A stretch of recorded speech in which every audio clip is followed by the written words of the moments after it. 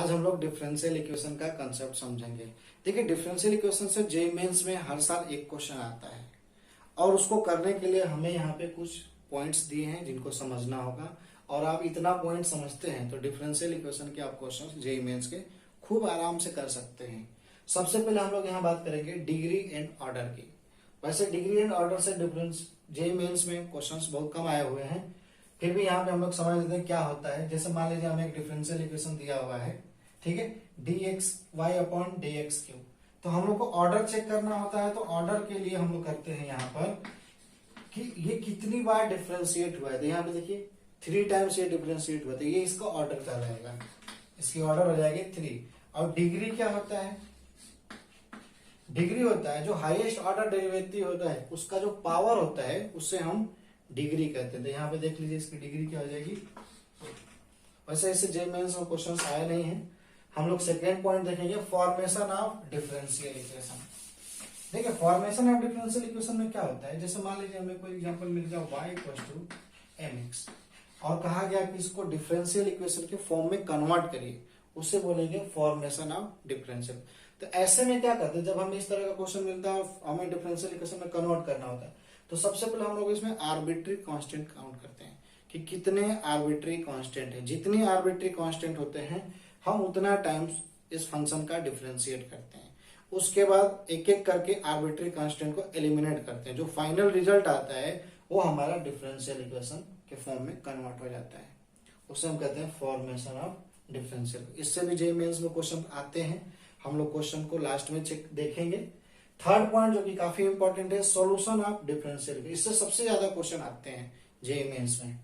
देखिए, solution of differential equation का मतलब कि हमें कोई एक डिफरेंशियल इक्वेशन दिया हुआ है और हमें उसे जनरल इक्वेशन में कन्वर्ट करना है। सबसे पहले यहाँ पे हम लोग जो क्वेश्चंस होते हैं वो वेरिएबल सेपरेबल के फॉर्म में मिलते हैं। यानी कोई भी क्वेश्चन में हम पहले क्या करेंगे, वेरिएबल सेपरेबल करेंगे। क्या होता है वेरिएबल सेपरेबल, तो सिंपल लैंग्वेज में देखिए, मान लीजिए हमें मिल गया x dy equals to y dx। इस तरह से कोई फंक्शन दिया है, बोला इसको वेरिएबल सेपरेबल में कन्वर्ट करो। देखो हम यहाँ पे क्या करेंगे, सभी y वाले एक तरफ कर लिया गया और सभी x वाले एक तरफ कर लिया गया। तो आप देख सकते हैं कि ये कंसेप्ट, ये पूरा जो इक्वेशन है वेरिएबल सेपरेबल में कन्वर्ट, y वाले एक तरफ और x वाले एक तरफ हो गए। इसके बाद आगे डिफरेंशिएट इंटीग्रेट करना होता है, उसके बाद सॉल्व करना होता है। वो क्वेश्चंस में मैं आपको समझा दूंगा जब कोई क्वेश्चन हम लोग जेईई मेंस के लेंगे। सेकेंड पॉइंट होता है होमोजीनियस। होमोजीनियस फॉर्म कैसा होता है, तो कुछ इस तरह से होता है, dy upon dx equal to कोई फंक्शन है xy का अपॉन में कोई फंक्शन है xy का। तो होमोजीनियस का मतलब होता है कि दोनों फंक्शन की जो डिग्री है वो सेम होनी चाहिए। जब डिग्री सेम हो जाएगी तो यहाँ पे हम लोग y बाई x को v मानेंगे। इसके बाद इसको डिफरेंशिएट करेंगे x के रिस्पेक्ट में। डिफरेंशिएट करने के बाद पूरे फंक्शन को x और v में कन्वर्ट करेंगे। उसके बाद वेरिएबल सेपरेबल का कंसेप्ट आएगा, फिर वेरिएबल सेपरेबल का आगे इंटीग्रेट करेंगे और हम लोग आंसर ला सकते हैं। कोई क्वेश्चन मिलेगा तो हम लोग क्वेश्चन में इसे कंप्लीटली समझेंगे। इसके बाद third point, linear differential equation of first order. देखिए, लीनियर डिफरेंशियल इक्वेशन कैसा होता है, तो ये कुछ इस तरह से मिलेगा, dy upon dx plus py equals to q। Linear differential equation का जो फर्स्ट ऑर्डर है कुछ इस तरह से मिलेगा, जिसमें p और q जो है या तो एक कांस्टेंट फंक्शन होंगे या x में वेरिएबल होगा। यदि x का फंक्शन है या कांस्टेंट होगा, ठीक है। तो क्या करेंगे, यहाँ पे हम लोग एक इंटीग्रेटिंग फैक्टर निकालते हैं, वो होता है e to the power integration of p dx। जब हमें इंटीग्रेटिंग फैक्टर मिल जाता है तो यहाँ पे हम लोग जनरल सॉल्यूशन लिखते हैं। कुछ इस तरह से होता है, y into I F equals to Q I F. फिर इसका हम लोग इंटीग्रेट कर लेते हैं प्लस का c। ये हमारा आ जाता है जनरल इक्वेशन। इसमें कभी कभी ये उल्टा होकर के भी आ जाता है। जब ये उल्टा होगा तो कुछ ऐसा बनेगा, ये कभी कभी उल्टा भी हो जाएगा। यहाँ पे dx, इससे भी क्वेश्चन आते रहते हैं कंपटीशन, dx अपॉन dy और यहाँ पे फंक्शन हो जाएगा rx इक्वल्स टू s ले लिया गया।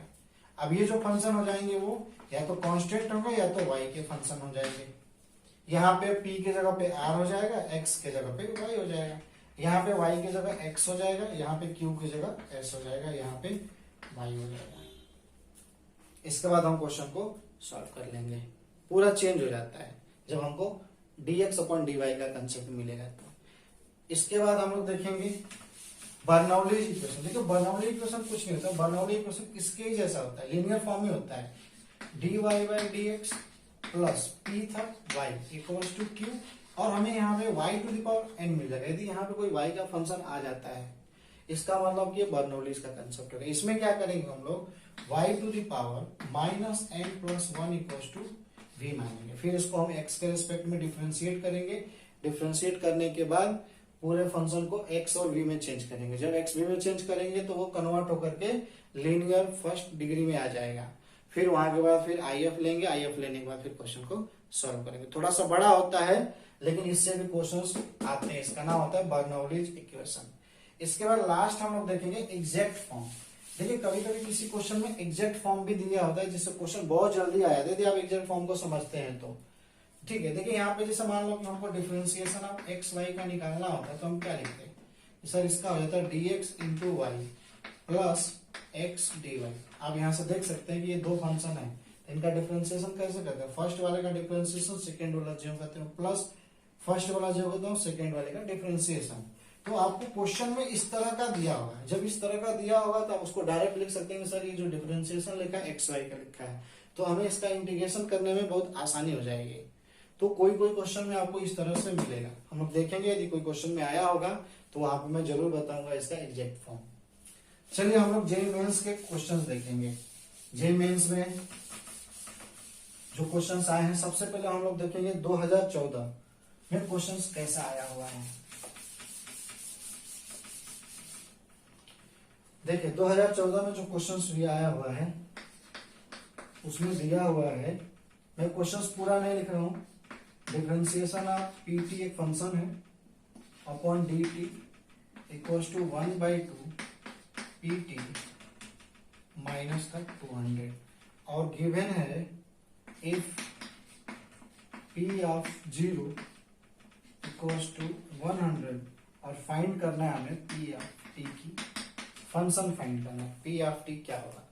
देखिए यहाँ पे क्वेश्चन को समझेंगे, यहाँ पे फंक्शन पी ऑफ टी में दिया हुआ है। यदि आपको ज्यादा दिक्कत होगी तो आप पी ऑफ टी को वाई ले लो, पी ऑफ टी को वाई ले लो, इसको एक्स ले लो, तो भी आसान हो जाएगा। और ऐसे भी हम लोग कर सकते हैं। तो देखिए मैं यहाँ पे क्या कर रहा हूँ, इसको सॉल्व करने के लिए डी ऑफ पी टी, यदि आप इसको एक्स वाई में कन्वर्ट करेंगे तो आसान दिखने लगेगा। यहाँ पे मिलेगा, देखिए इसका एलसीएम लेंगे तो मिलेगा पी ऑफ टी माइनस का 400 अपॉन 2।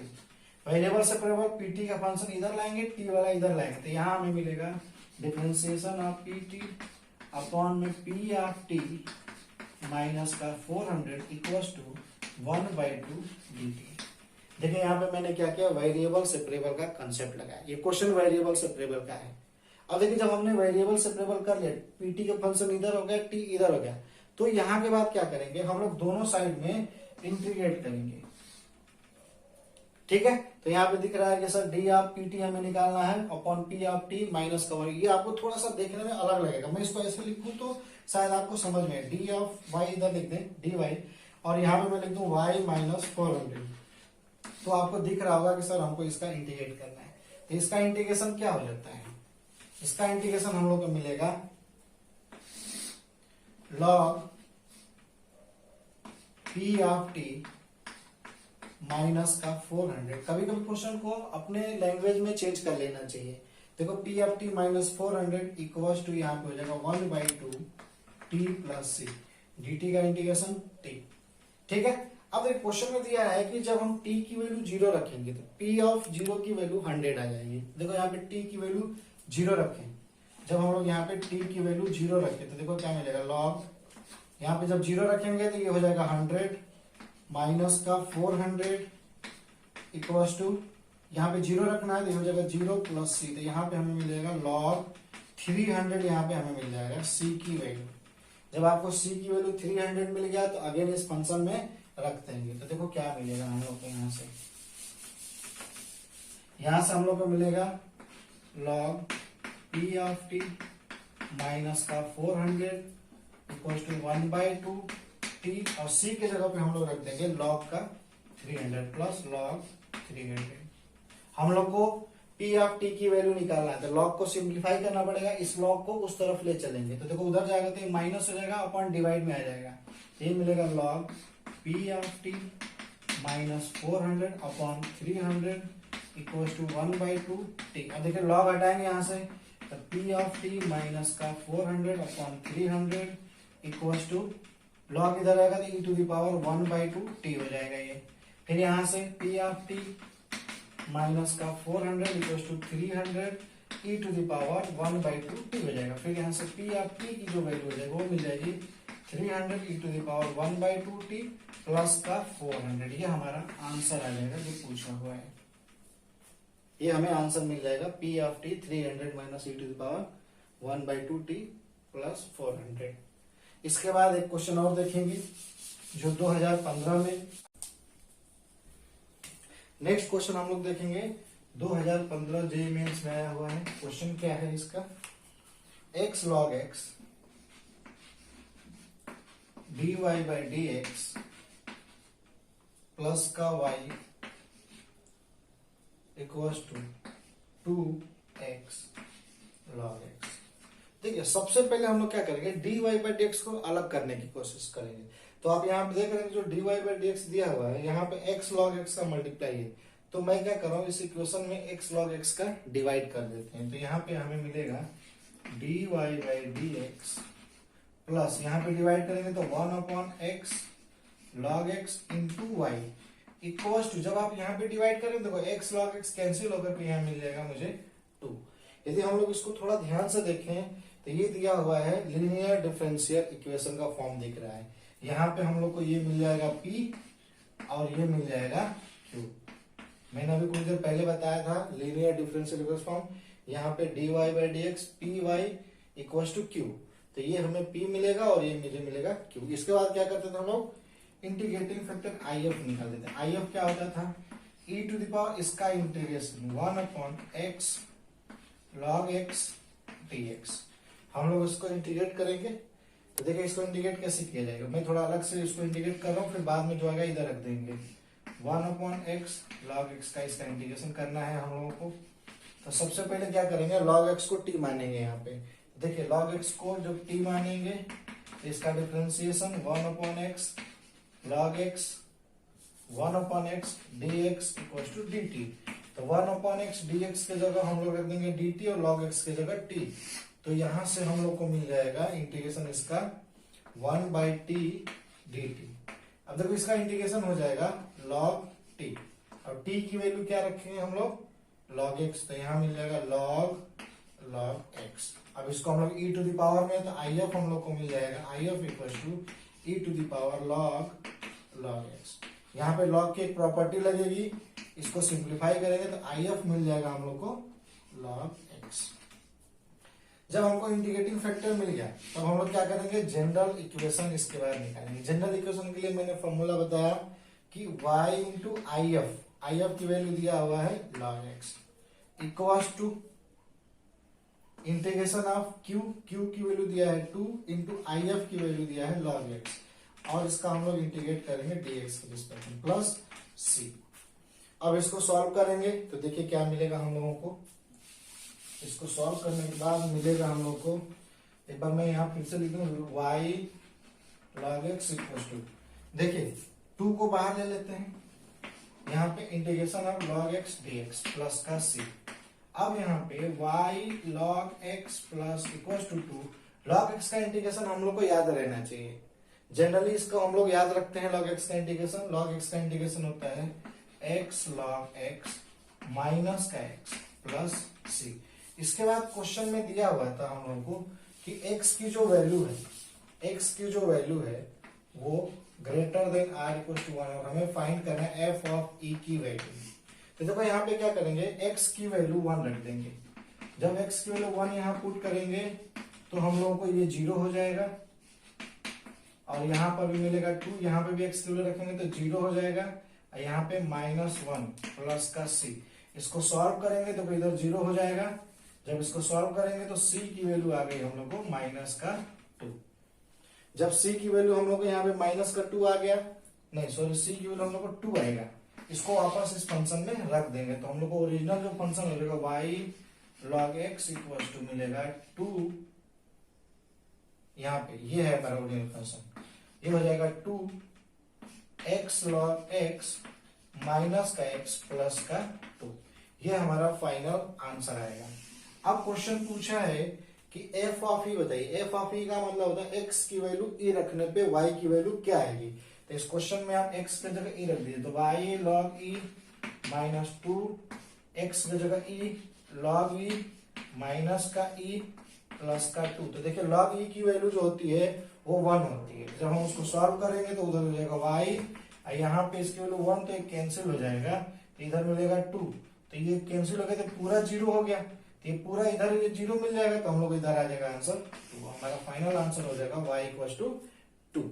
इसके बाद एक क्वेश्चन और देखेंगे जो 2016 में आया हुआ है। देखिए इसके कोई भी क्वेश्चन करने के लिए सबसे पहले हम लोग को फॉर्म चेक करना होता है कि किस फॉर्म में है। यदि आपको फॉर्म पता चल गया तो उसके हिसाब से आपको कंडीशन अप्लाई करना होता है। 2016 में आया हुआ question y 1 plus X Y D X equals to X D Y, और इसमें और भी कुछ कंडीशन दिए हैं। कंडीशन को हम लोग बाद में देख लेंगे, पहले फंक्शन निकाल लें। देखो यहां से y into D X plus X Y square D X equals to X D Y, हम लोग यहां से मिला। अब देखिए मैं इसको उस तरफ ले जाता हूं, तो उस तरफ ले जाने पे हमें दिखेगा ये y dx माइनस का x dy अपॉन नहीं इक्वल्स टू माइनस का x वाई स्क्वायर dx। मैंने इसको उस तरफ ले गया और इसे इस तरफ ले आया।